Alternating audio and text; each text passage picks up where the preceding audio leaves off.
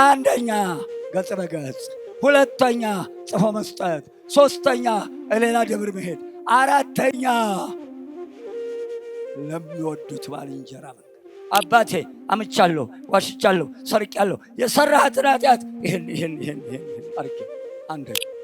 ሁለተኛው የኑዛዜ አይነት አንደበት መናገር ቢፈራ በወረቀት ጽፎ መስጠት። አንደበት ቢፈራ ጽፈህ ስጥ። ታዲያ እንደው በዚህ ወጥቼ በዚህ ወርጄ ሰራሁት አይደለም። ቀጥታ ሰርቀህ ከሆነ ሰርቄያለሁ፣ ገለህ ከሆነ ገልቻለሁ። አቤት አሁን ስነግርህ ትሰማዋለህ። የሰራሁትን ኃጢአት አንተ መሆንህ ስለምወድህ ነው እንጂ ይህንን ኃጢአት ሰው ይሰራል ብለህ ታምናለህ? ደግሞ ይህንን ስነግርህ የሰራሁትን ኃጢአት ከኔ እንዳትማር አደራህ ስለ እግዚአብሔር። እኔም ይኸው ንስሐ ልገባበት ነው።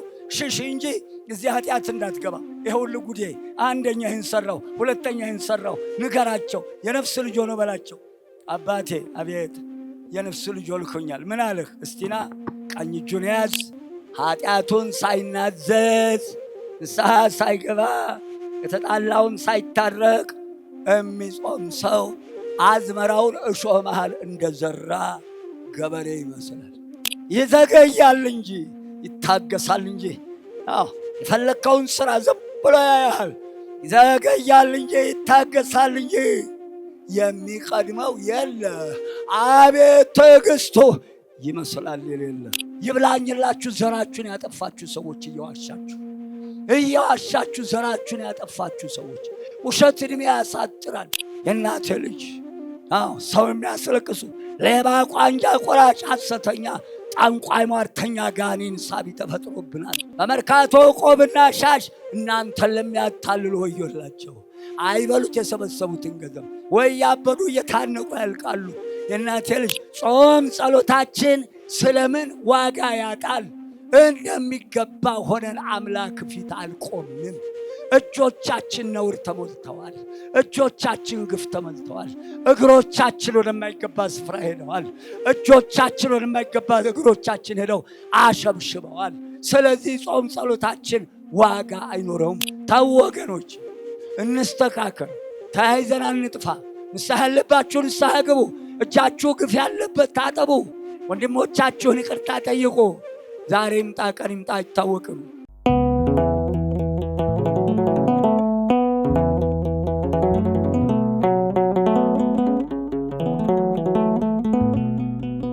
ጸሎት እንዴት መጸለይ ይገባናል? ጸሎት ማለት ምን ማለት ነው? ከዛ በፊት ማሳሰቢያዬን እንደ ደሃ መቃብር ክምብል አደርገዋለሁ። ቶሎ ሁልጊዜ ወደ ቤተ ክርስቲያን ስትመጡ ስራታችሁን፣ በኩራታችሁን፣ ስለታችሁን፣ ምጽዋታችሁን፣ ቀዳሚያቱን ከአምስቱ አንዱ ከእጃችሁ እንዳይጠፋ ባዶ እንዳትመጡ። እኔ የፈለግኩት ግን አሁን ማስታወሻችሁን። ብዙ ሰው መቅጃውን ይዞ አይቻለሁ። መቅጃውን አትተማመኑት። ጥሩ ነገር በየኮምፒውተር ያስቀመጣችሁ ቶሎ እያተማችሁ አውጡ። ውጪ ዘመድ ያለህም ቶሎ ንገረው። ዛሬውኑ ሻንጣውን ከቶ ይደር፣ ውጣ በለው። የሚሰማ ከሆነ አበደ የሚበል ምን የሚበለው ንገረው። አክትሟል። ከመምህራን የሚነገረውን መዝግቡ። እህቺ የዛሬዋ እሁድ ያው ትንሣኤ ናት፣ አትለወጥም። 6 ቀኖች ይጠፋሉ፣ እሁድ ጸንታ ትኖራለች። በዚች ቀን አትሽጡባት፣ አትለውጡባት፣ አትግዙባት፣ አትጠቀሙም። እረፉ። በዕለተ ሰንበት ጉዞ የለም። የዛሬ ሳምንት ያድርሰን። ደብረ ዘይት አርብ ግቡ። ሰባ ሰንበት የምትሄዱ እሁድ እንዳትወጡ ከቤታችሁ፣ እዚሁ አስቀድሱ። አርብ ግቡ። ሰኞ በሌሊት ለመሄድ ከፈለጋችሁ ካህናቱን ለዛውም ደግሞ ሰዓታት ነው ቀደም መብለው ኪዳኑን ያደርሱላችኋል። ጣኑን አሽትታችሁ ተባርካችሁ ሰኞ ጠዋት። ከዚህ ውጪ እሁድ ቅዳሜ ይግበሰበሳል፣ የሚናገር የለም። እዛ የሚሄዱበት ሲደርሱ ቅዳሴው አልቋል። ዕለተ ሰንበት ታምሯን ያልሰማ በጎዳና ልጆቻችሁ ኳስ ይጫወታሉ፣ አትነግሩም። ግዝቱ አይመለከታቸውም። ሕፃናቶችሽ በጎዳና ላይ ይጨፈጨፋሉ ይላል። ጠብቀው ሰብስቡ ልጆቻቸውን። ኳስ መጫወቻ ነው ታላቁ ሰማዕት ቅዱስ ጊዮርጊስ። መጠጥ መሸጫ ነው ቅዱስ ጊዮርጊስ። በቅዱሳን ስም ንግድ ቤት አይከፈትም። አይነገድም በቅዱሳን። አርሴማን ነግደውባታል። የሚያተርፉትን እናያለን።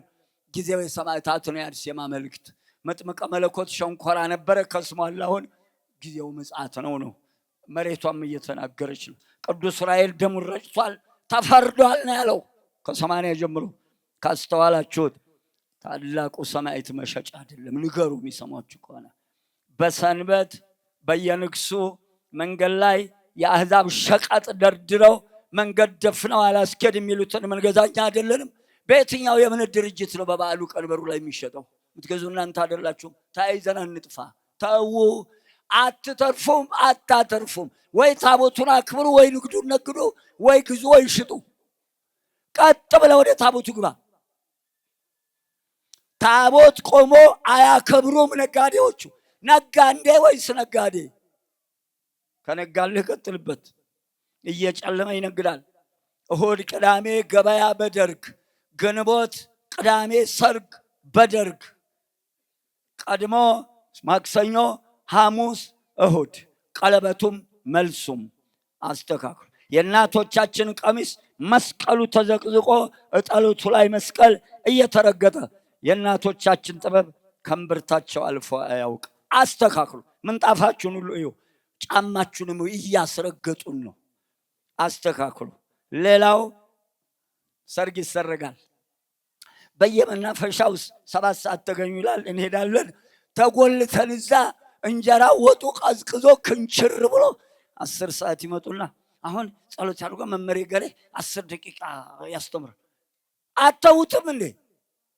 ጋብቻን ያህል ምስጢር 10 ደቂቃ ነው ትምህርት የሚሰጠው። አተውትም? ለፎቶግራፍ ከሆነ ለምን ጠራ ሰርገኛው? ቀድመ በጠራህበት ሰዓት ተገኝተህ አስተምር። ሌላው ሙሽሮች በምንም አይነት ከመቀመጫ ተነስተው ዝማሬ ውስጥ እንዳይገቡ። የማይመጣብን ጣጣ የለም። ነገስታት ናቸው፣ የመንግስተ ሰማያት ሙሽሮች ናቸው። ከመቀመጫ አይነሱም። አስገብተው ከበሮ ሲያስመቱ ሲያስጨበጭቡ እናያለን። ከየት ያመጣችሁ ስርዓት ነው? አይነሱም። ካህን ሲመጣ ብቻ ነው መነሳት የሚችሉት። አይቻልም።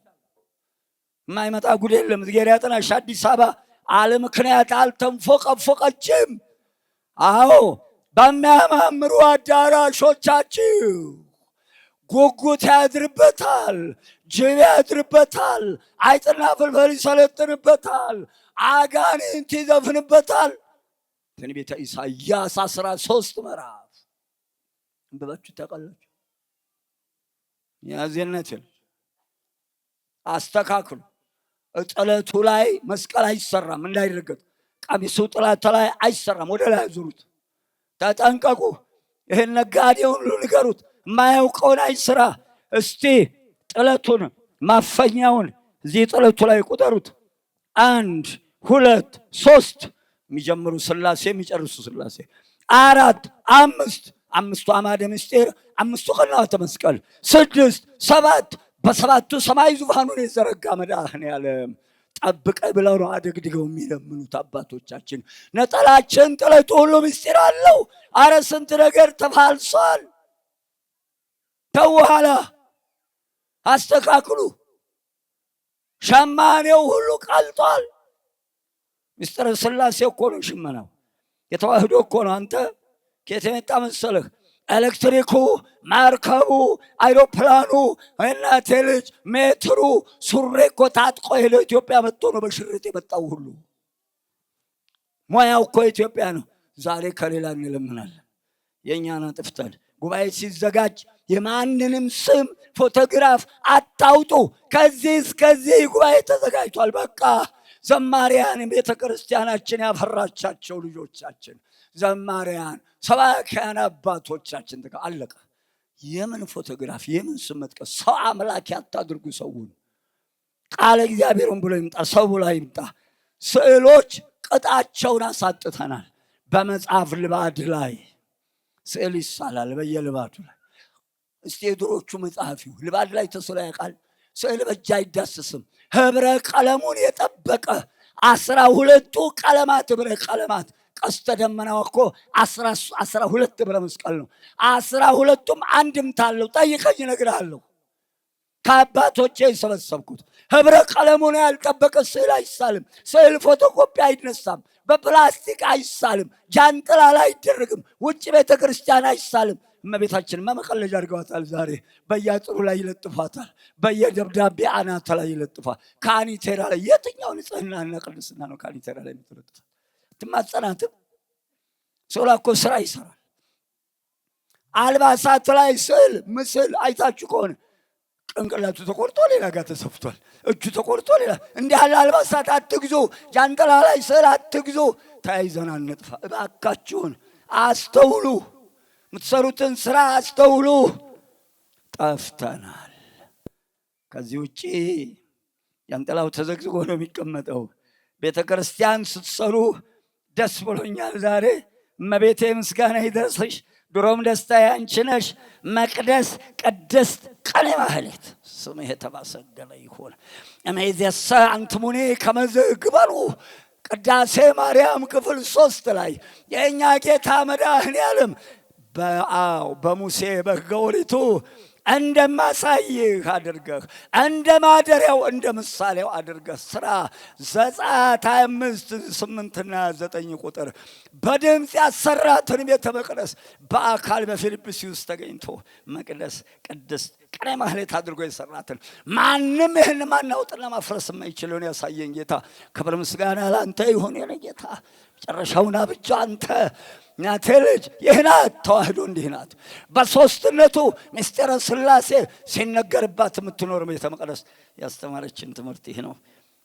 እናቴ ልጅ በወርቅ በብር በነሐስ በሲሚንቶ በጀሶ ስዕል ወይም የቅዱሳን አይቀረጽም። በምንም አይነት ተአምር አይሰራም። ወይ በጀሶ ወይ በወርቅ ወይ በብር በየመስቀሉ ላይ ችንካር ታያላችሁ። ገንጥሉና ጣሉት። ምስል ለጊዜው ዘዳግም 27 ዘዳግም 27 ቁጥር 15 ችንካሩ ማይገነጠል ከሆነ እንዳገዙ ምስል አይደረግ። ስዕልና ምስል ለዩ። ከፍተኛ እርግማን ያለው በሰው እጅ የተሰራ በሰው ምሳሌ የተቀረጸ በስውርም የሚያስቀምጠው ምስል ይሄን የሚያደርግ ቢኖር እርጉም ይሁን መርገመ ገባል። ዘዳግም 27 ቁጥር 25 አይቻልም። ገንጥለታል። የማይገነጠል ከሆነ አትግዛ። እንዳታሰሩ። በዚህ እናቶቻችን እመቤታችን ህብረ ቀለሙን በጠበቀ ቀለም ነው የምትወጣው። ቀዩ ትርጉም አለው፣ ሰማያዊ ትርጉም አለው፣ አረንጓዴው ትርጉም አለው። የእናቴ ልጅ እመቤታችን ነጩ ትርጉም አለው። 12ቱም ህብረ ቀለም አንድምታ አለው። ጠይቀኝ የማታውቀው ካለ። ከዚህ ውጪ የእናቴ ልጅ መንበር የምታሰሩ ታቦቱ የሚቀመጥበት መንበር ላይ በስተ ምስራቅ አንድ መስቀልና ሐረግ ብቻ፣ ከምዕራብ አንድ መስቀልና መዝጊያው ሐረግ፣ በሰሜንና በደቡብ ሐረግ ብቻ። አቅጣጫውን እንዳይስት መስቀል አይቀረጽም። ምንጊዜም መስቀል ከምስራቅ ወደ ምዕራብ ነው የሚቀመጠው። አይደረብም። ክህደት ነው። ከተደረበ በአራት ማዕዘን ይታይ ብሎ ከተደረበ እልም ያለ ክህደት ነው። ይህን ታውቁ። ቤት በደቡብ በሰሜን ቤት ተሰቀለ ክርስቶስ። ማን ነው ይህን መለወጥ የሚችለው? ፉቃ የምታሰሩ መቃብር። የእኛ የተዋህዶ ልጆች ጭንቅላታችን እኮ እግራችን ወደ ምስራቅ፣ ራሳችን ወደ ምዕራብ በጀርባችን ነው። ጌታ የሚመጣው በምስራቅ የእኛ ፀሐይ ሲወጣ ብድግ ሲል ማንን ያያል? ፊቱን ለማየት ያብቃል። አሜን አትሉም?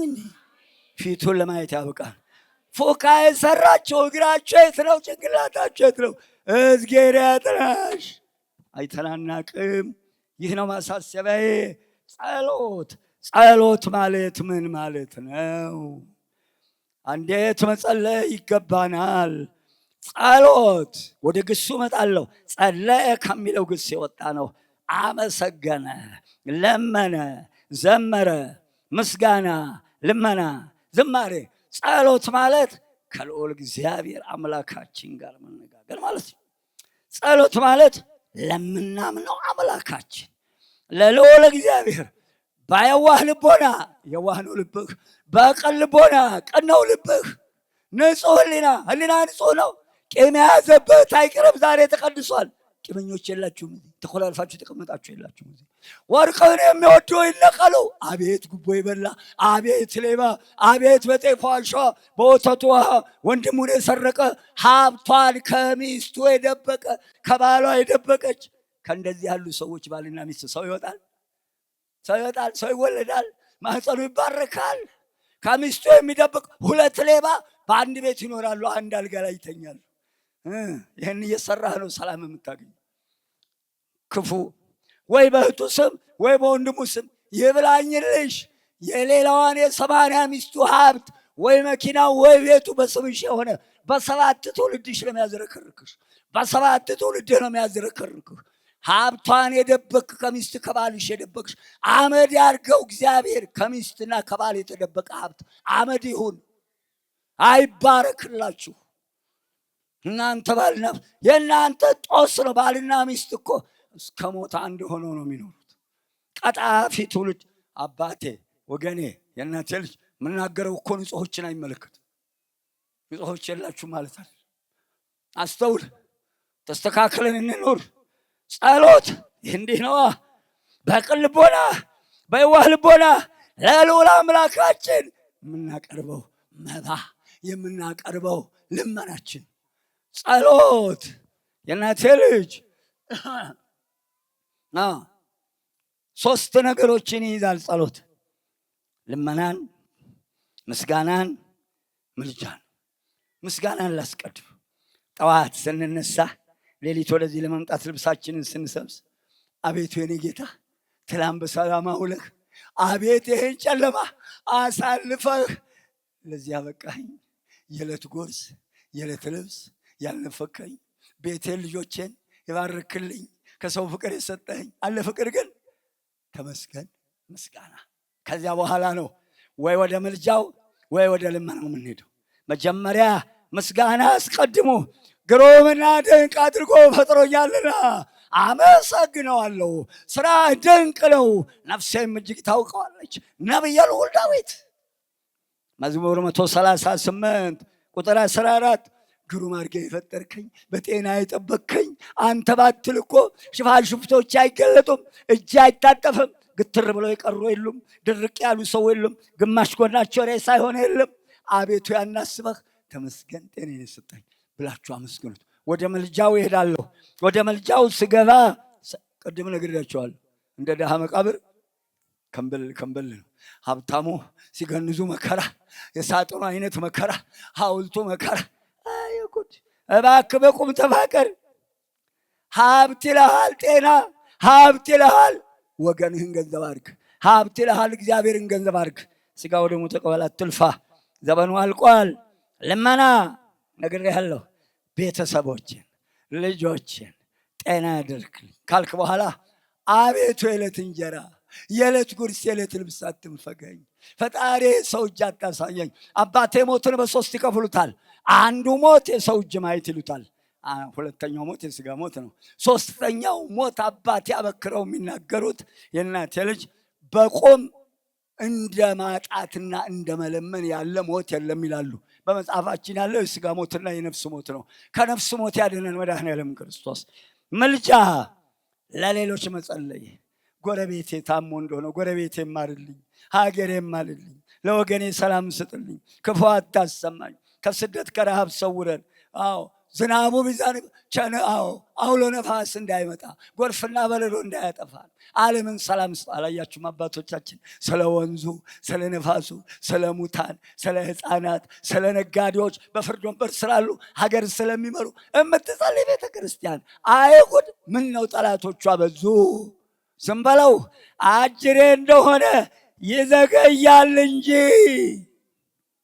ይታገሳል እንጂ የሚቀድመው የለ። አቤት ትዕግስቱ ይመስላል የለ። ይኸው የኔ ጌታ ልድገመው። ይዘገያል እንጂ ይታገሳል እንጂ። የፈለግከውን ስራ ዝም ብሎ ያያል። ይዘገያል እንጂ ይታገሳል እንጂ የሚቀድመው የለ። አቤት ትዕግስቱ ይመስላል የሌለ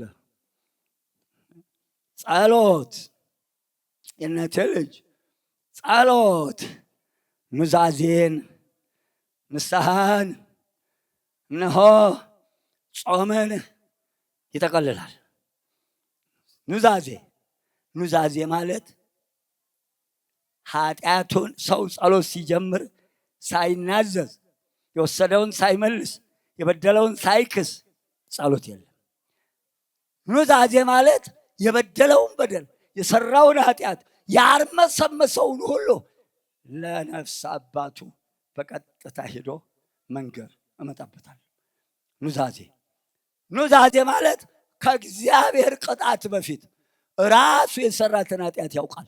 ልቦናውን ምስክር አድርጎ ሕሊናህን ሲያቆስል የሚውለውን ኃጢአት ራስህ አንደበትህን ከሳሽ ልቦናህን ምስክር አድርገህ በእግዚአብሔር ፊት እግዚአብሔርን ፈርተህ እግዚአብሔር ላይ ሾመው ካህናትን የሚሾማ ነው። ማን ነው የሚሾመው? እግዚአብሔር። በብር ለተሾመው የለት የእናቴ ልጅ እግዚአብሔር ለሾማቸው ካህናት ያለምንም ፍርሃት የሰራውን ኃጢአት ያለምንም ፍርሃት መንገር እንዴት እንደምትነግር ይመጣበታል። ኑዛዜ ማለት ይሄ ነው።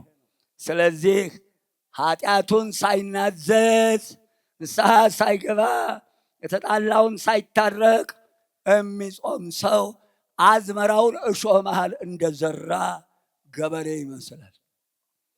ዮናስ ነነዌ ልትገባ ነነዌ ከገባ በዋዜማዋ ከቅዳሜ ከእሑድ ጀምሮ ነነዌ ከቅበላ በፊት 10 ቀን የእናቴ ልጅ ምን አለና ወጀ ሰልምናሶር ሰዎችም ሁሉ ከክፉ መንገዳቸውና በእጃቸው ካለው ግፍ ይመለሱ። ከእግርህም ተመለስ። እጅህ ላይም ያለው ግፍ ቅድም ተናግሬአለሁ። ዳዊት ዘምሮበታል። አንተ ምን ጽፈህበታል? የእናቴ ልጅ አስራት አውጥተውበታል። አባቶቻችን ስለውበታል። አትሮንሱ መንበሩን ሰርተውበታል። ፈትለው ጋርደዋል። ምንጣፍ አንጥፈዋል። ፈትለው ጧፍ ለክረው ተቀድሶበታል። የኔ እናንተ ጣቶች ምን እየሰሩ ነው ያሉት? መጀመሪያ ተመልሳችሁ ነው ጾም የጀመራችሁት? ታርቃችሁ ነው የጀመራችሁት? ንስሐ ገብታችሁ ነው የጀመራችሁት? ነው ዝም ብላችሁ ነው የምትቀልዱት? ካፍንጫችን አያልፍም ጸሎቱ። እንዳትለፋ። ጸሎት ኑዛዜን ይይዛል። ኑዛዜ ማለት ምን ማለት ነው? ኑዛዜ በ4 መንገድ ነው የምንናዘዘው። ባጭር አስቀምጠዋለሁ። ማስታወሻ ያዝ። መጀመሪያ አንደኛው የኑዛዜ አይነት በቀጥታ ከነፍስ አባቱ ጋር ሄዶ ገጽ በገጽ ቆሞ ባጭር ነው የምናገረው። አባቴ አምቻለሁ፣ ዋሽቻለሁ፣ ሰርቄያለሁ፣ የሰራሃትን ኃጢአት ይህን አድርጌያለሁ። አንደኛ። ሁለተኛው የኑዛዜ አይነት አንደበትህ መናገር ቢፈራ በወረቀት ጽፎ መስጠት። ከነሐሴው ያድርሳችሁ እግዚአብሔር። ሰኞ ውዳሴ ማርያም፣ ቅዱስ ኤፍሬምና አባታችን ባስልዮስ። ያቺ ኃጢአቷ ሕሊናዋን የሚያቆስል ስራ ሰርታ ሕሊናዋ እየቆሰለ ሲያቅጣት እንዳትናገር ፈርታ አባቴ እንዳልናገር አንደበቴ ፈራ። ጉዴንም እንድታውቅብኝ አልፈለግኩም። ኃጢአቴን ጽፌ ይዣታለሁ። ይፋቅልሽ በለኝ። ከነሐሴው ያድርሳችሁ አባቶች ይተርኩታል። በመጽሐፋችን ያዛል። አንደበት ቢፈራ ጽፈህ ስጥ። ታዲያ እንደው በዚህ ወጥቼ በዚህ ወርጄ ሰራሁት አይደለም። ቀጥታ ሰርቀህ ከሆነ ሰርቄያለሁ፣ ገለህ ከሆነ ገልቻለሁ። የገደልክ እንኳን እንጃልህ እሱን አልገባበትም። አልቦቱ ንስሐ ነው የሚለው ነፍስ የገደለኝ እናቴ ልጅ እሱ የእናንተ ስራ ነው። ግደለኝ የለሁበትም እኔ አዲስ አበባውን በደለኝ እናቴ ልጅ እንደኔ የተመቸው የለም አዲስ አበባ። እሱን ቶ ለማንኛውም ዋሽቻለሁ ሰርቄያለሁ በልና ጽፈህ ስጥ። ቀጥሎ 3ኛው የኑዛዜ አይነት ጅብ የማያውቁበት ሀገር ሄዶ ቁርበት አንጥፉልኛል አሉ። ስለዚህ የማይታወቅበት ደብር የካ ያለው ሄድ ወደታች ወደ ጎሮ ወደ እግዚአብሔር አብ። ከፈለክ መርካቶ ተክልዬ ሂድ፣ ከፈለክ አራዳ ጊዮርጊስ ሂድ። ሸምገል ያሉትን አባት ስለ ወላዲት አምላክ አባቴ የሰራሁት ኃጢአት ሕሊናዬን አቆሰለው። ስለ ወላዲት አምላክ ከነፍስ አባቴ ተደብቄ መጥቻለሁ፣ ይገላግሉኝ። አባቶቻችን ያውቁታል። ወዲያውኑ ቀኝ እጁን ያዝ ያደረጉና መቀመጫ ይፈልጋሉ። የቤተ ክርስቲያን ከቅጥረ ግቢ ውጭ ንስሐ አይሰጥ። ቀኝ እጁን ያዝ አድርገው አረፍ ይሉና ቆም ብለው ይኸው ልጅህ መጥቷል፣ አቤቱ ጌታ ሆይ እንግዲህ በፊትህ ቆሟልና እሱንም እኔንም እርዳኝ ብለው ጸሎት ካደረጉ በኋላ ፊታቸው በልዞር በልና ንገረኝና ያንዴ በጉልበቱ ቆሞ ወይ በርከክ ብሎ አባቴ ይሄን አድርጊያለሁ እንዳይረሳ ጽፎ መያዝ ጸሎት ውስጥ እያስቀመጡ ያን ይናዘዛል።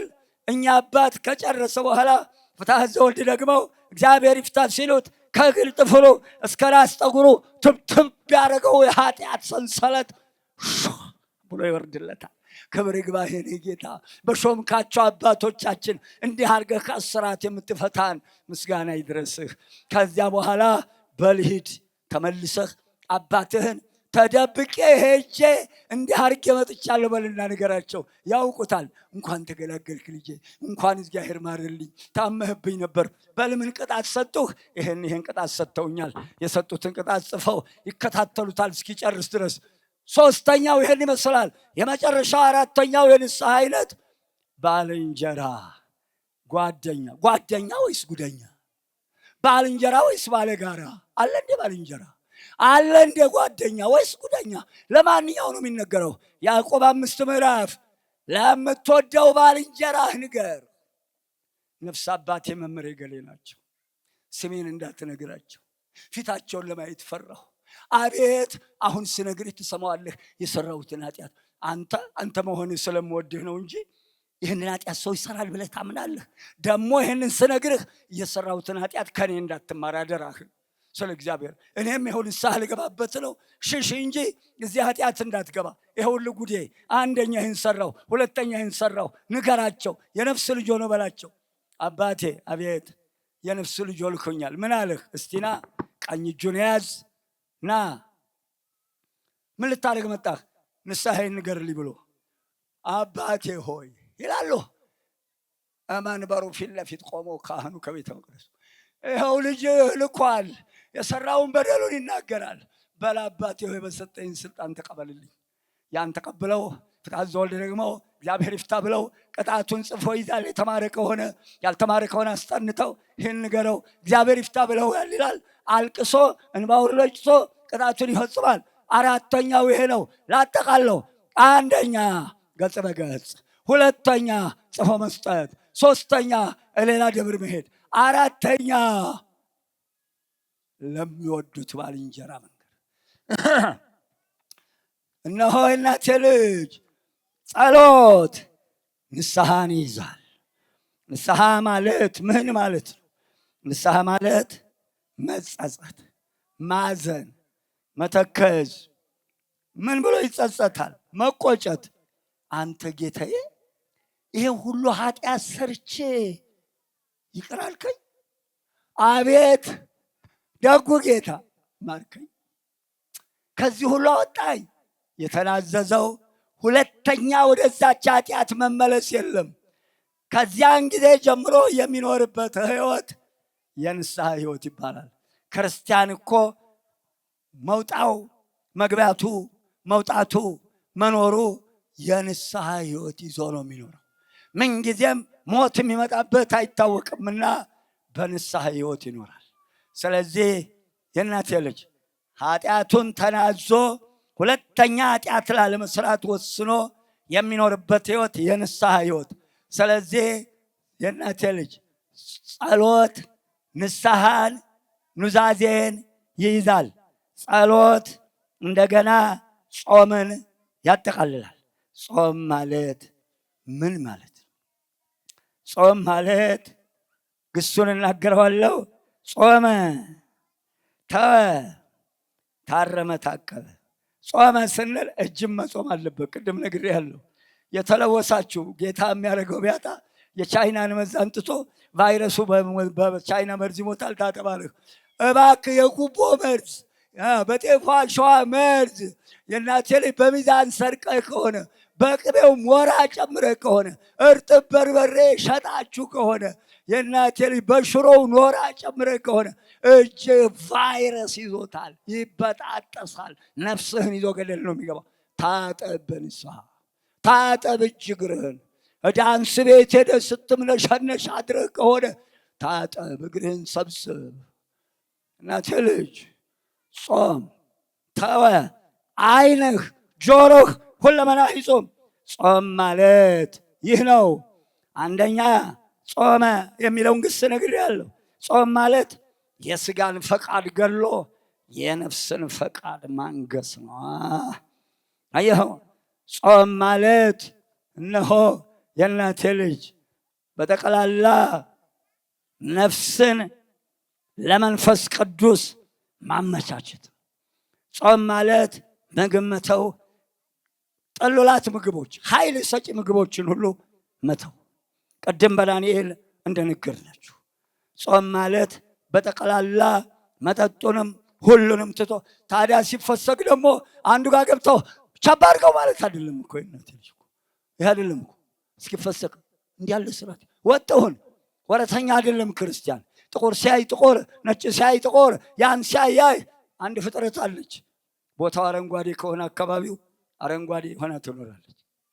ለጠላት አትመችም። ትንሽ ፍጥረት ናት። ነጭ ከሆነ ወዲያውኑ ነጭ ትሆናለች። አየሱ ስራ፣ አይ መድኃኒዓለም ስራ ምንድን ናት ይቺ ፍጥረት? እስስት። ክርስቲያን እስስት አይደለም። እስስት አለ ወጥ፣ ወረተኛ አይደለም ክርስቲያን። ወጥ ነው፣ አይለወጥም። ምንድን ነው ያለው? እናቴ ልጅ ያ የ3 ዓመት ሕፃነ ቂርቆስ እናቱ ስምሽ ማን ነው? ክርስቲያን። አሁን አፍህን ሞልተህ ክርስቲያን ነኝ ትላለህ። ክርስቲያን ነህ? የ3 ዓመት ሕፃን ስምህ ማን ነው? ክርስቲያን አይደለም አለ። ክርስቲያን የሚለው ላይ ፈልገውም ሰውየው የዓለም ስሜን ከፈለክማ አንተም እንትና ተብላል፣ የኔም ስም ቂርቆስ ይባላል። ክርስቲያን ነህ? ወጥ ነው ክርስቲያን። አይዘላብድም ክርስቲያን፣ አይዋሽም ክርስቲያን። አባቶቻችን የተናገርነው ከሚጠፋ ይኸው የወለድነው ጠፋ። ጥንባሆ የሚያጨሰው፣ መጠጥ የሚታወጅለት፣ ዳንሱ የሚታወጅለት፣ ይሄ ሁሉ የሚያርመሰምሱት ትውልድ ዋሽተን ያመጣነው ጦስ ትውልዳችንን ለመከራ ዳርጎታል። ከልጅ በላይ ስጦታ የለውም እግዚአብሔር። ብንዋሽ ትልቁ ስጦታችንን አጥፋው ብለው ምለዋል።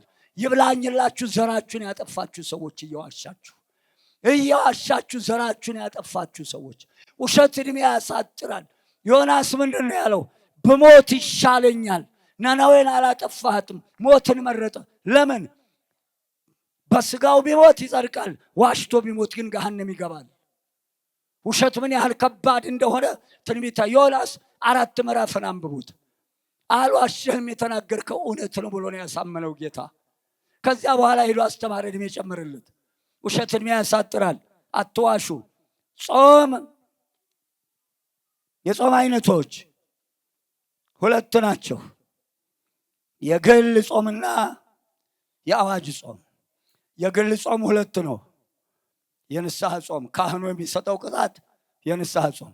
የግል ጾም በገዛ ፈቃዱ እንደ አናንያ፣ እንደ አዛሪያ፣ እንደ ሚሳኤል፣ እንደ ሌሎች ቅዱሳን አባቶቻችን ከምግብ ተከልክለው ሁሉን ትተው ለቁመተ ስጋ ያህል ብቻ ግማሽ ብርጭቆ እየጠጡ እፍኝ ጥሬ ወይ ቆጥረው 5 ሽምብራ ወይም ደግሞ 10 ባቄላ ያችን ቁጥር አድርገው የሚኖሩባት በገዛ ፈቃዳቸው የሚጾሙት የፈቃድ ጾም።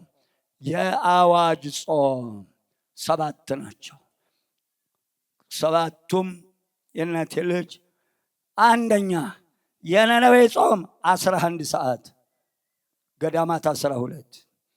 አዎ አብይ ጾም የመጀመሪያው ህልቃል የመጀመሪያው ሳምንት እስከ 11 ሰዓት፣ ገዳማት 12። ኩዳዴ ይኸው ጀምረነዋል። 2ኛ ሳምንት ነገ እንጀምራለን 9 ሰዓት። ረቡዕና ዓርብ 9 ሰዓት።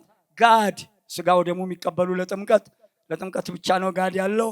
ስጋው ደግሞ የሚቀበሉ አክፍለው ነው ለጥምቀት ስጋው ደግሞ የምትቀበሉ 10 ሰዓት። በዛችሁ በሌሊቱ ቀጥታ አሜን እንደተባለ ወደ ጥምቀተ ባህር ነው የሚኬደው። አሁን ሲነጋ ነው የምናደርገው። ለሁሉም ያንጋልን፣ እንደ ጨለማ ያስቀረን መድኃኔዓለም ክርስቶስ ይህንን አያሳጣን። ጾመ ሐዋርያ 9 ሰዓት፣ ገዳማት 12። ፍልሰታ 9 ሰዓት። 7ቱ አጽዋማት 241 ቀን ናቸው። በዚህ 241 ቀናት ባልና ሚስት አልጋ ይለያሉ። በዛ ላይ እሁድ ቅዳሜ፣ በዛ ላይ ቅዱስ ሚካኤል፣ ድንግል ወላዲተ አምላክ፣ ገብረ መንፈስ ቅዱስ፣ አባቴ ተክለ ሃይማኖት፣ የእናቴ ልጅ የምትወዷቸው ቅዱሳን ሰማዕተ ልዳ፣ ታላቁ ሰማዕት ቅዱስ ጊዮርጊስ በዚህ ቀን ለመሆኑ ባልና ሚስት አንድ ሆነው ባልጋቸው የሚተኙበት ጊዜ ምን ያህል ነው? ከ365 እነኚህን ደምርና ቀንስ። የእናቶቻችን አልጋ ሰንበትን ያውቃል። የአባቶቻችን አልጋ አጽዋማትን ያውቃል። የወለዱት የበቃ የነቃ የመንፈስ ቅዱስ ማደሪያ እናት አባቶቻቸው የተደሰቱባቸው የተባረኩ ወልዷል። ምነው በእኛ ዘመን ቋንጃ ቆራጩ በዛ፣ ኪስ አውላቂው በዛ፣ ምነው ጉቦኛው በዛ። አቤት አቤት አቤት። ኢዮብ 15 ከ30 ቁጥር እስከ 35 ባዳልን ይጸንሳሉ፣ ጉዳትን ይወልዳሉ፣ የጉቦ ተቀባዮችን ድንኳን እሳት ትበላለች። አንብበው ታውቃለህ? አሁን አንብበው ታውቃለህ? ያለ መጽሐፉ ላይ አሁንም ሌላ ቃል ይደግማለሁ። መማለጃ እንዳትቀበል አይነ ልቦናን ያሳውላልና የጻድቁን ቃል ያጣመማልና። ዘጸአት 23 ቁጥር 8 ይሄ ወንጌል የለም፣ እነንትና ቤት የለም፣ እነንትና ቤት የለም፣ እነንቶኔ ቤት የለም፣ አንተ ቤት የለም። አላነበብክም? ለምን ተቀበልክ? ዘርህን ለማጥፋት ዕድሜህን ለማሳጠር። በምን ይጠር ዕድሜህ? በምን መከራ ይምጣ? በምን እሳት ይዝነብብህ ብላ ይበልሃል መልሶ። እናቴ ልጅ አስተውሉ። 241 ቀናት ይሄ ባለመከበሩ እነኚህ ጨካኞች ወንድሙ ሰርቆ የሚያስለቅስ በጤፍ አሸዋ ጀምሮ ድንጋይ፣ በሽሮው ኖራ ጨምሮ አፈርም፣ በበርበሬው ሸክላ አፈር የሚያበላ ትውልድ አፈር የሚበላ ጨካኝ፣ በራሱ እንዲደርስበትን የማይፈልግ በወገኑ ላይ የሚያደርግ። እናቴ ልጅ መጽሐፈ ጦቢት 4 ቁጥር 15 በራስህ እንዲደርስብህን የማትፈልገውን በባልንጀራህ በወገንህ እንዳታደርግ ጦቢያ ለጦቢት የመከረው ምክር። ስለዚህ እናቴ ልጅ በእነኚህ 241 ቀናት ሰንበትን አክብሮ እናቶቻችን ማህፀናቸውን ባርኮ ሰንበትን ያከበረ ማህፀናቸው፣ አጽዋማትን ያከበረ ማህፀናቸው፣ ቅዱሳንን ያከበረ ማህፀናቸው ሰው ተፈጥሮበታል። እግዚአብሔርን ያገለገሉ ከነገስታቱ ህዝባቸውን የመሩ ህዝባቸውን ያላስለቀሱ ህዝባቸውን የሚያዳምጡ ቢጮህ የሚሰሙት ቢናገር የሚያደምጡት ቢቸገር የሚረዱት ቢራቆት የሚያለብሱት ቢጨነቅ ቢያለቅስ እንባውን የሚያብሱት ተወልደዋል በእናቶቻችን ማኅፀን። ሀገርን የባረኩ ካህናት ወጥተውባታል። የእናቴ ልጅ ሰው የሚያስለቅሱ ሌባ፣ ቋንጃ ቆራጭ፣ ሐሰተኛ፣ ጠንቋይ፣ ሟርተኛ፣ ጋኔን ሳቢ ተፈጥሮብናል። እግዚአብሔር ያጥናሽ። የእናቴ ልጅ እንግዲህ አጽዋማታችን ይህን ይመስላል። ቀጥሎ ጾም እንዴት ተጀመረ? ባጭሩ አባታችን ልዑል እግዚአብሔር ግሩምና ድንቅ አድርጎ ብርሃን አልብሶ ብርሃን አጎናጽፎ አዳምና ሔዋንን ፈጥሮ በገነት ካኖረ በኋላ አዳም አቤት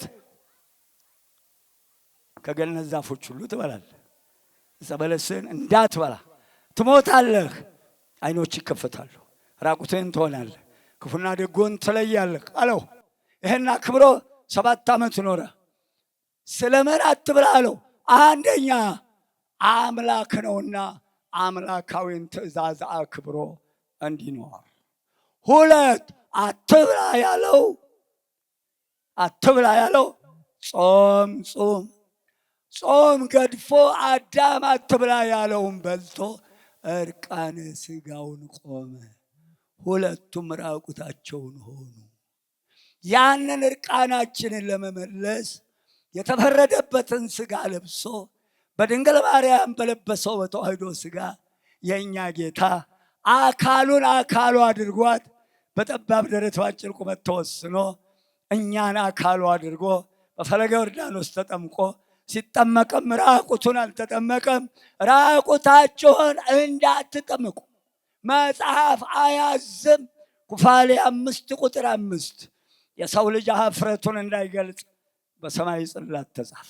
ራቁት እንዳትጠመቁ። እናቶቻችን ፓንቱን ታጥቃችሁ ብትታመሙ መንፈራገጥ ቢመጣ ቀሚሱ ትርትር ቢል ምንድነው መመለሻው? ወንዶቹ ፓንቱን ታጥቀው ራቁት ተጠመቅ ካለች ትሂድ።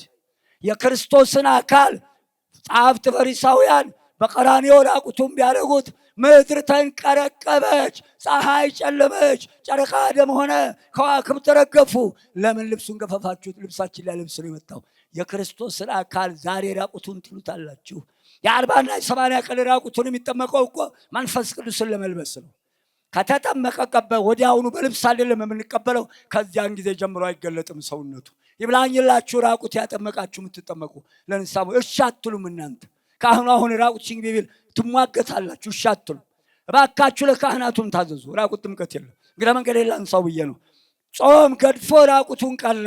የዛሬ ጾም ገዳፊዎች እርቃነ ስጋችሁን ያላችሁ። አሳን ከበላህ ያው እግዚአብሔርን ሁሉንም በለው ስም ስናወጣ በለው ብለን የለም በለው። ደምን ሰው አሸብር እግዚአብሔር አይጣል ተሸብሯል አለ። አሸብር ደባልቄ ተደበላልቆልሃል። ለምን ብለህ ነው? የፍቱ ስራ ይርገዶልሽ። አቤት ፀሐይ ነሽ ደመቀች። ጉድ ስብሐት ለአብ ደመቅሽ። እንዲህ ከስም ሁሉ የእናቶቼ ስም ደስ የሚለኝ ስንዱ እናቴ ተዋህዶ፣ እንከን የለሽ እናቴ ተዋህዶ፣ አቻም የለሽ እናቴ ተዋህዶ። የአባቶቼ ቅርስ አባቶቻችን ያወረሱን መድኃኔዓለምን በሦስትነቱ ያወቅንባት መቅደስ ቅድስት ቅኔ ማህሌት ከዚህ ውጭ የተሰራውን ሕያው እግዚአብሔርን ወይ ያስተካክለዋል ወይ ያፈርሰዋል። ጠብቅ ጠብቅ። እነዚያሳን ትሙኒ ከመዝ ግበሩ። በአካል ተገኝቶ የሰራትን መቅደስ ቅድስት ቅኔ ማህሌት አድርጎ የሰራትን ማን ነው ሊያፈርሳት የሚችል? የማን ክንድ ነው የሚያፈርሳት? ቅዳሴ ማርያም ክፍል 3 አንብበው ግባና ስንክሳር ሰኔ 20ና 21 በሦስትነቱ ያሰራትን ቆሞ ራሱ ቀድሶ እናቱን መንበር አድርጎ ህንፃ ቤተ ክርስቲያን አሰራር አስተምሮ ስርዓተ ቤተ ክርስቲያን አስተምሮ ራሱ ገባሬ ሰናይ ካህን ቅዱስ እስጢፋኖስን ከሞት አስነስቶ አምጥቶ የኔ ጌታ ሁሉን የሚችል አምላክ ሰራይ ዲያቆን አድርጎ ቅዱስ ጴጥሮስን ተራዳይ አድርጎ ራሱ ቀድሶ መቅደስ ቅድስት ቅኔ ማህሌት ያቆረበባትን መቅደስ ማን አፍርሳል? ማን አፍርሳል? ማን አዘዘ? መሐንዲሶች እግዚአብሔር ያጥናችሁ፣ እግዚአብሔር ያጥናችሁ። 3 ቃሎች እጅህን እንዳታገባ መካከሉ ላይ ከቤተልሔም በመሶበ ወርቅ ትመጣለች። መንበሩ የት ነው ያለው? በመሶበ ወርቁ ስር። አይገርምም? ጉልላቱ እኮ መሶበ ወርቅ ነው። መስቀል ተተክሎበታል። መስቀሉ ስር ነበር የድንግል ማርያም። አይገርምም? ቤተልሔም ተወለደ፣ ቀራንዮ ሄደና ጨረሰ። ስለዚህ ከቤተልሔም መጥቶ ከላይ መሶበ ወርቁ ላይ ያለው መስቀል ይቀበላል። መንፈስ ቅዱስ ወርዶ ደሙንና ስጋውን ይለውጣል። የእናቴ ልጅ ጾም ሲለው ጾምን ያዘዘ ልዑል እግዚአብሔር ነው። ጾም አምላካዊ ትእዛዝ ነው። ጾም የሻረ ታሞ ለመሞት የሚያሰጋው ከሆነ እንኳን እንዳይገድፍ ይላል ፍትሐ ነገሥት። ጾም ገዳፊዎች ይብላኝላቸው። ሌላው ከ9 ሰዓት በታች ወጣንያን ካልሆኑ በስተቀር ፈጽሞ ከ9 ሰዓት በታች ጾም የለም። ከ18 ከ16 ዓመት በታች ህመምተኛ ካልሆኑ። ሌላው በጾም ንስሐ ይሰጣል። በጾም ላይ ጾም ይሰጣል። አዳምጠኝ የምናገረውን። አሁን ኩዳዴ 9 ሰዓት ነው። ነፍስ አባቴ ጋር ሄድኩ። አባቴ ይህን ሰራው።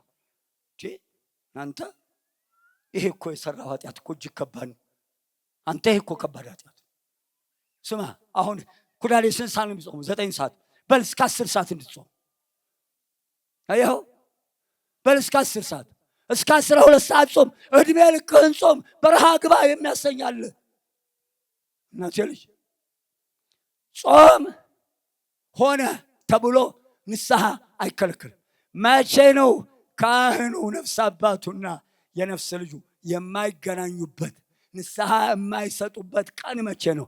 ከሆሳዕና 6 ሰዓት ጀምሮ እስከ እሑድ መንፈቀ ሌሊት ድረስ ሄዶ ይፍቱኝም የለም መስቀሉም የለም። ወተንሥአ እግዚአብሔር ከመ ዘንቃህ እምነዋም ወከመ ኃያል ወዳገ ወይን ወቀተለ ዘሮ በድኅሬሁ ግም ብሎ ከበሮው ትንሣኤው እስኪያስገመግም ድረስ ንስሐ እግዚአብሔር ይፍቱኝ ካለ በኋላ ነው ንስሐው። ስለዚህ በሕማማት ብቻ ነው ንስሐ የማትገቡበት ወቅት። ከዚህ ውጭ ጾም ነው ንስሐ አልቀበልም አይባልም። ንስሐ ለሚገባ ሰው ቀጠሮ አይሰጥም። ሌሊቱን ኃጢአት ሲያሰራው የነበረ ሰይጣን ገሎት ቢያድርስ ተጠያቂው አባቱ ነው። ለተጣላ ሰው፣ ለታመመ ሰው ንስሐ ለሚገባ ቀጠሮ የለም።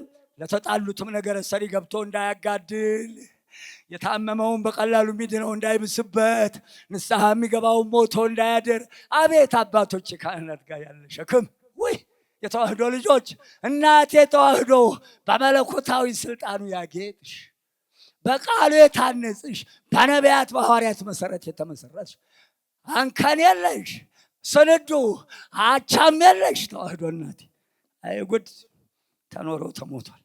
የእናቴ ልጅ ስለምን እንጾማለን? ስለምን እንጾማለን?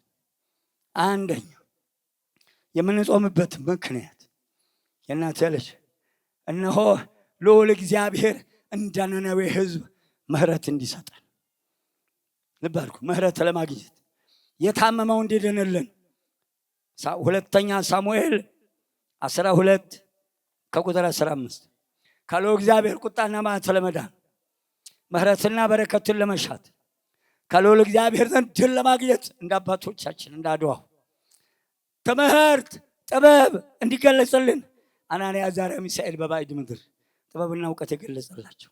ከዚያም ቀጥሎ ቤተ ክርስቲያን ሲመሰረትና ሲሰራ ሐዋርያ ሲመረጥ አባቶቻችን የእናቴ ልጅ እነሆ ይሁዳ በራሱ መንገድ ሄደዋል። እነሆ አገልጋይህን ከነዚህ ከሁለቱ አንተ ምረጥ ብለው ጸሎት አድርገው ዕጣ ቢያወጡ ለማትያስ ተሰጥቷል። ለእንዲህ ያለ በረከት እንዲሰጠን አባቶቻችን የሚመረጡት ካህናት አባቶቻችን የሚሾሙት በጸሎት በሜሮን በንፋሃት በአንብሮተ እድ ይሾማሉ። የእኛ አባቶች የሚሾማቸው ማን ነው? ልዑል እግዚአብሔር። ልዑል እግዚአብሔር ላልሾማቸው በመርካቶ ቆብና ሻሽ እናንተን ለሚያታልሉ ወዮላቸው። አይበሉት የሰበሰቡትን ገንዘብ ወይ ያበዱ እየታነቁ ያልቃሉ። የእናቴ ልጅ አባቶቻችን አባቴ ተክለ ሃይማኖት እኮ 7ኛው ሰማይ ጽርሐ አርያም ከ24ቱ ካህናተ ሰማይ ጋር 25ኛ ሆኖ እኮ የሚያጥረው በመንኩስና በድንግልና ያገኘው ክብር ነው።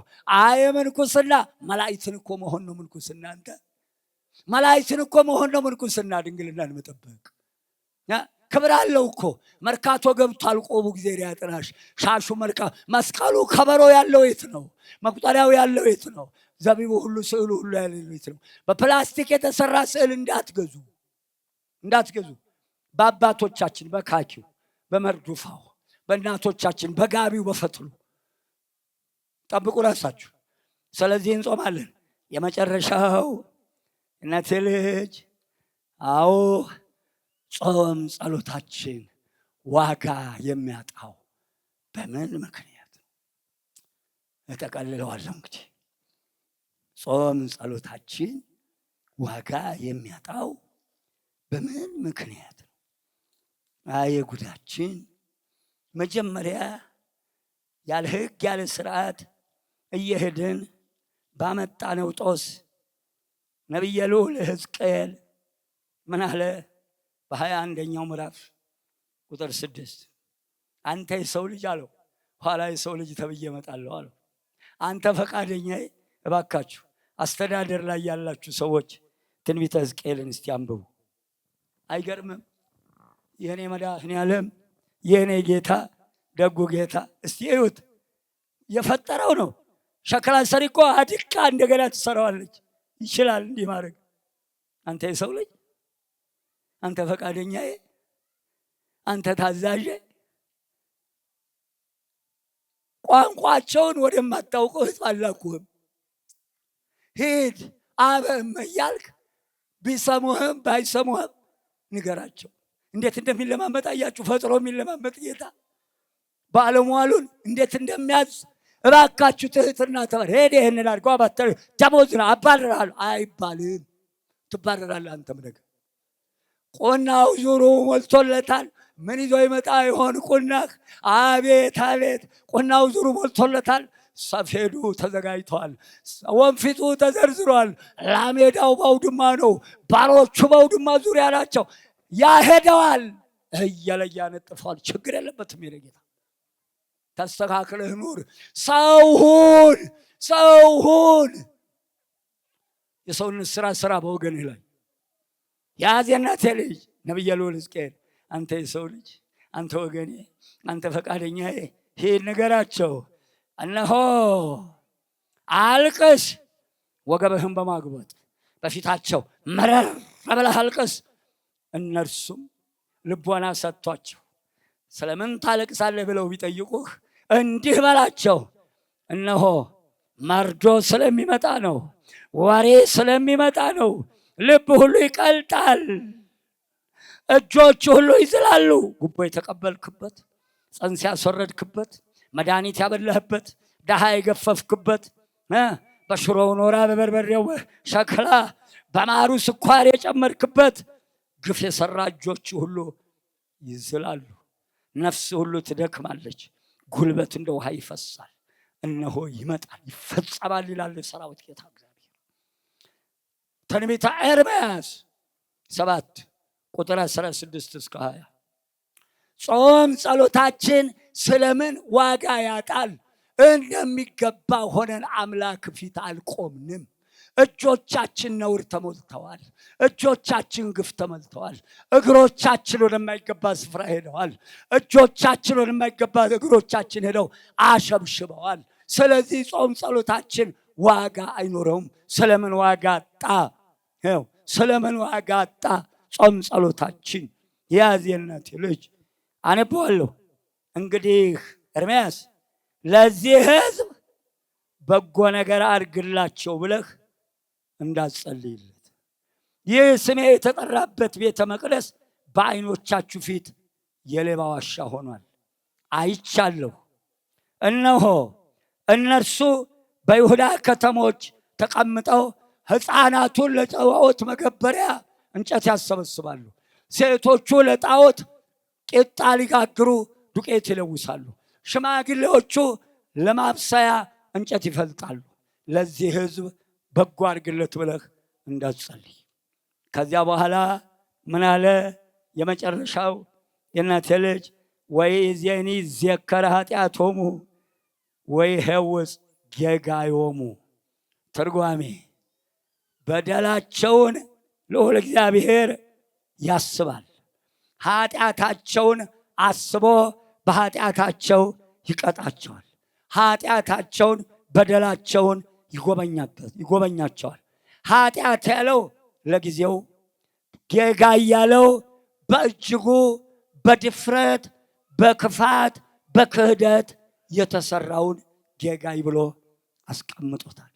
አስተውሉ። ወይዚያ ወይቤለኒ እግዚአብሔር ትጼልሎሙ ለዘ ሕዝብ በእንተ ሰናይ። ስለዚህ እንዲህ የድፍረት ኃጢአት ሰርቶ ለካደኝ ሕዝብ እንዳትጸልይለት። እስቲ ከድፍረት ኃጢአት አንድ ሁለቱን ሶስቱን ልጥቀሳቸው። ነቢየ ልዑል ዳዊት ከተሰወረ ኃጢአት አንጻኝ፣ የድፍረት ኃጢአት እንዳይገዛኝ ባሪያህን ጠብቅ፣ የዚያን ጊዜ ፍጹም እሆናለሁ። መዝሙር 18 ከ12 ጀምሮ። የድፍረት ኃጢአት ጽንስ ማስወረድ መቃብያን ካልዕ ምዕራፍ 1 ምዕራፍ 1 ከ8 እስከ 13 ጽንስ ያስወረዳችሁ ሰዎች፣ ማህፀን የዘጋችሁ ሰዎች፣ መድኃኒቱን የምትሸጡ ይህን ትምህርት ያስተማራችሁ ሰዎች፣ ህንፃ እግዚአብሔር ማህፀንን፣ ህንፃ እግዚአብሔር የእግዚአብሔርን ቤተ መቅደስ ያፈረሳችሁ ሰዎች፣ በማህፀን የተጸረሰውን ደም ያፈሰሳችሁ ሰዎች፣ ከዚህ በላይ ድፍረት አለ? አላዋቂ ነው እግዚአብሔር። ይህን እየሰራን ነው ምህረት አንጣ የምንለው። ደም እያፈሰስን ነው ምህረት አንጣ የምንለው። ደም ካፈሰስክ ደም ይፈሳል። የተናገረው ነው። ዘፍጥረት 9 ቁጥር 6 ደም ያፈሰሰ ደሙ ይፍሰስ። ዘፍጥረት 9 ቁጥር 6 ደም ያፈሰሰ ደሙ ይፍሰስ። ሰውን እግዚአብሔር በመልኩ ፈጥሮታል። ይህን የድፍረት ኃጢአት እየሰሩ ነው። ልብ በል። እነሆ ያዝ ትንቢተ ሕዝቅኤል 22 ምዕራፍ። ወንድማማች ወደ አንድ ሴት ይገባሉ፣ እህትማማች ወደ አንድ ወንድ ይገባሉ፣ እናትና ልጅ ወደ አንድ ወንድ ይገባሉ። አባት ልጁን ደፈረ፣ ወንድም እህቱን ደፈረ። አልሆነም፣ አልሰማንም፣ አልሆነም። አዲስ ነው ለጆሮ ተጽፏል። የትንቢቱ መፈጸሚያ። ይሄን የድፍረት ኃጢአት እየሰሩ ነው። አባት ወደ ልጅ ሚስቱ ገባ፣ ወደ ልጁ ሚስት ገባ። ልጅም ተናዶ ወደ አባቱ ሚስት ገባ። እንጀራ እናቱን ደፈረ፣ እህቱን ደፈረ። ይህን ለሚሰራ ህዝብ እንዳትጸልይለት። ግብረ ሰዶም የሚፈጽሙ አሉ፣ የድፍረት ኃጢአት። እግዚኦ! ይህን ለሚሰራ ህዝብ እንዳትጸልይ። አራጣና ጉቦ ተቀበሉ፣ እዚሁ ሕዝቅኤል 22 ላይ እንዳትጸልይለት ለዚህ ህዝብ። ስለዚህ ይህንን የድፍረት ኃጢአት ለሚሰራ ህዝብ እንዳትጸልይለት። እነሆ ወይቤለኒ እግዚአብሔር ህዝብ ልዑል እግዚአብሔር ለዚህ ህዝብ እንዲህ ይላል፣ ስለ መልካም ነገር አትጸልይላቸው። ይህን ለሚሰሩ አልለመንላቸው። አድርጉ ያልኳቸውን አላደረጉም። ይህን አድርግላቸው ብለህ እንዳትለምነኝ አለዋ። ምን ይሻላል? እንዲህ የሚያደርገው ህዝብ እንዲህ አድርግ ብለው እምቢ ብሎኛል፣ እንዲህ አድርግ ብለው እምቢ ብሏል። እንዲህ አድርግለት ብለህ እንዳለምነኝ። ዘጋ። ልጨርሰው ነው በቃ፣ አንድ ደቂቃ በቆይ ነው። ታው ወገኖች፣ እንስተካከል፣ ተያይዘን አንጥፋ። ንስሐ ያለባችሁ ንስሐ ግቡ። እጃችሁ ግፍ ያለበት ታጠቡ። ወንድሞቻችሁን ይቅርታ ጠይቁ። ዛሬ ይምጣ ቀን ይምጣ አይታወቅም። ኃይለኛ ነፋስ ይነፍሳል። የእናንተ ልጅ የነፋስ ስራው ምርቱን ካውድማ ገለባውን ካውድማ ውጭ፣ የገበሬው ስራ ምርቱን ወደ ጎተራ ገበሬውን ወደ እሳት ነው። ተው ገለባ ሆነን እንዳይገኝ። ወደ ነፈሰበት ሁሉ አንሂድ። አርፋችሁ ተቀመጡ። እደጃችሁ ባሉ ካህናት ተጠመቁ። እደጃችሁ ያሉትን ካህናት ተጠመቁ። እዚህ ቦታ ይሄ ተሰራ፣ እዚህ ቦታ ይሄ ተሰራ። አርፋችሁ ተቀመጡ። ቅባ ቅዱስ በቤተ ክርስቲያናችን በዚህ መንገድ ነው የምታገለግለው። ቅባ ቅዱስ አንደኛ ነገስታት ይነግሱ ነበር በቅባ ቅዱስ። ሟርተኛ ጠንቋይ እየሰበሰቡ ከዓለም ላይ ነገስታቱን ነቅሎ ጥሏል። እርስ በርሱ እየተማራረጠ ይናጎዳል ዓለም። ሁለት ለክርስትና ጸሎቱ አልቆ ጸሎተ ክርስትናው ክሩን መስቀሉ ላይ አድርጎ ውሃው ላይ ጠብ የሚያደርገው ቅባ ቅዱስ። ሁለተኛ ስርዓተ ቀንዲል ለታመመ ሰው። ሶስት ንጉስ፣ ክርስትና፣ ቀንዲል። አራተኛው ቄደር። ከዚህ ውጭ ቅባ ቅዱስ አንጠቀምም። ለህመምተኞቹ ወንጌሉ ላይ ማነው ቅዳሴ ማርያም አንድምታ ላይ ጽፈውታል አባቶቼ። ቁራኝነትን ለማስለቀቅ ሜሮን ይዘው ይጠቀሙ ነበር ይላል። ክፍል 3 ቤተ መቅደሱን ከሰራበት አካባቢ አንብቡት። ህመምተኛው ሜሮን ጠብ ተደርጎበት ያ ነው መጠመቅ ያለበት። በየዕለቱ የፈለቀ ጠበል ካልሆነ ጠበሉ በየዕለቱ የካህናቱ ቡራኬ ያስፈልጋል። ስልጣነ ክህነት የሌለው አያጠምቅም። ስልጣነ ክህነት ያሉትን ድውይ ፈውሱ፣ ለምጽ አንጹ፣ ሙት አንሱ፣ ዕውር አብሩ፣ እኔ ከእናንተ ጋር እስከ ዓለም ፍጻሜ ከእናንተ ጋር ነኝ። ካህኑ በመስቀል ካልዳሰሳችሁ መዳኛ የለም። መቁጠሪያ በሽተኛ በመቁጠሪያ አይገረፍም።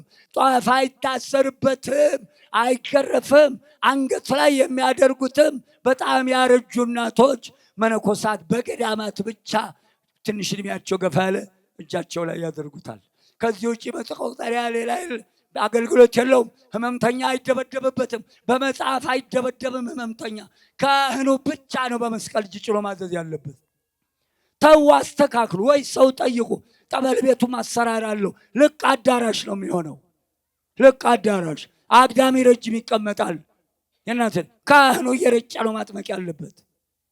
መርጫውም ትርጉም አለው። ጠይቀኝ ሳላመልጥህ፣ ጠይቀኝ መርጫው እንዴት እንደሚሰራ። ዛሬ ሰው በስቷል። እንደ ድሮ አባቶቻችን በመንቀሎ በመንቆልቆል አይደለም። ረፉና ተቀመጡ፣ ራሳችሁን ጠብቁ። ስለዚህ እግዚአብሔር አድርጉ ያለንን ሳናደርግ እንዳትጠይቁ። እዛም ፈለቀ ይሄ ተደረገ ቢባል ከቤታችሁ እንዳትወጡ። ኃይለኛ እሳት ነው። እሳት የሚያወልቅ ሰማይ ይመጣል። ዛሬ ሳምንት ያደርሳችሁ ይነገራችኋል። ፍርጥ አድርገው አባቶቻችን ጊዜውን። ስለዚህ አድርግ ያልኩትን ያላደረገ ህዝብ ይሄን አድርግለት ብለህ እንዳትጠይቀኝ ካለ በኋላ የኔ ጌታ ይኸው። ስለዚህ ኤርምያስ እነሆ ትነቅል ዘንድ ትተክል ዘንድ ታፈርስ ዘንድ በእናትህ ማኅፀን ሾምኩ ብሎ የመረጠው ታላቁ ነቢይ እንዲህ አስተምሯል። የተማርናቸው ርዕሶች እንዳትረሱ። ጸሎት። ጸሎት ማለት ምን ማለት ነው? ምስጋናን፣ ልመናን፣ ምልጃን ይይዛል። ስትጸልዩ ይሄን አስታውሱ። ጸሎት ተናዞ በንስሐ ሕይወት እየኖሩ ስግደት አለው እየሰገዳችሁ። ጾም ማለት ምን ማለት ነው? ተምረናል። ጾም እንዴት ተጀመረ? ተምረናል። እነሆ በጾም የተጠቀሙ ሰዎች እነ አናንያ እና አዛርያ እነ ሚሳኤል የዘመኑ አባቶቻችን። የምንጾምበት ምክንያት በመጨረሻ ጾም ጸሎታችን ለምን ዋጋ አጣ የሚለውን አይተናል። አንደበቴን ያከናወነ መድኃኔዓለም ስሙ የተባረከ ይሆን። 1 ሰዓት ከ10 ከእናንተ ጋር ቆይቻለሁ። የእናቴ ልጅ ከላፍቶ ነው የመጣሁት። ሌሊት ነው የወጣሁት። ለዚህ ነው ያረዘምኩባችሁ። ታግሳችሁ ሰምታችኋል። ትዕግስቱን ያድላችሁ። ቃሉን ሰምታችኋል። የሕይወትን ቃል ያድላችሁ።